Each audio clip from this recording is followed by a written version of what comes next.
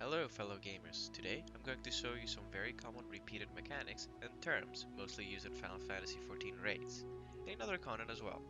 Final Fantasy XIV has been around for many years, and for that, a lot of base mechanics are recycled, and on top of that, players have been using the older names to describe the newer ones, and for that, a lot of new players are very confused with the terms and meanings.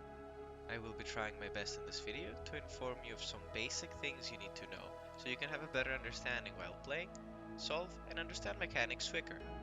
To start with the absolute basic, in Final Fantasy XIV, every boss will have a raid wide, or a tank buster, or a stack marker, or all three combined. Usually they repeat throughout the fight between other mechanics. Moving on, we have a very basic ability called Protean. You will hear this word a lot, and it's very common for fights to contain a variation of this ability. Protean is a baited line, or cone AoE, that targets a player. Usually the group spreads around so they don't overlap. It sounds pretty easy and basic, and well, it is. It only gets a bit tricky when there's other mechanics you need to deal on top of that. The term Protean comes from the fight Living Liquid that was released back in the Alexander raids during Heavensward. Next up, we have Chariot and Dynamo. These two terms are commonly used throughout all kinds of content and come from the same boss called Nail that was released back in Coils. Chariot is used to describe a circular AoE around the boss, not very big in size usually. Dynamo, being basically the opposite, has its safe spot right in the middle of the boss, or extremely far away from it, and it does a huge round AoE covering most of the map. Dynamo type AoEs are also often called donut AoEs, however the size usually isn't as big. Another type of mechanic that appears in various ways is Limit Cut. During Limit Cut, numbers will appear above players' heads, usually indicating the order of who will get the mechanic first. Some of the mechanics are either dashes in a certain order or cleaves. This type of mechanic has been used throughout dungeons, trials, savage, and ultimates, however not with the same difficulty. Another very common one is the stand still mechanic. It usually has many varying indications while having a debuff timer ticking.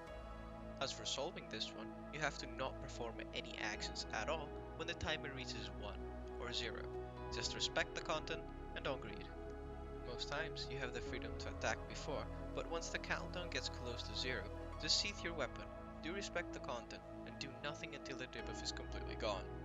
Last but not least, we have Doom. Doom is a debuff with a timer. When the timer reaches 0, you will die if you do not remove it in time. Some ways you can remove it depending on the fight is either be full health, step into a specific platform, or grab an item from the floor. Don't forget, Doom happens in all kinds of content, so you need to be careful.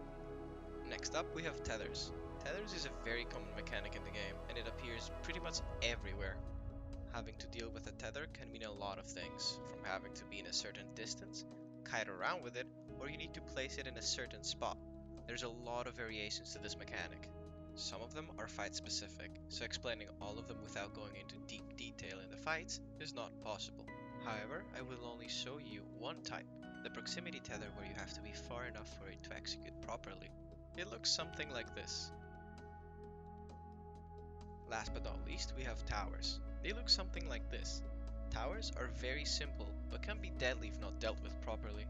All you really need to do once it appears is stand on it and soak the damage. Usually you just need one person, and some towers are tank specific.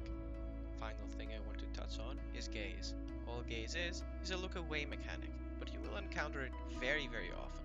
Usually what happens is an eye will appear on the boss and you need to look to another direction until it disappears. It's that simple.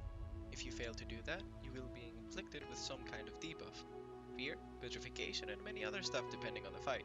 And that concludes the entire guide on repeated or recycled mechanics. If you made it this far and watched the whole thing, thank you very much. If you wish to support the video or the channel, I'd be more than happy. I plan to make more videos like this, so stay tuned.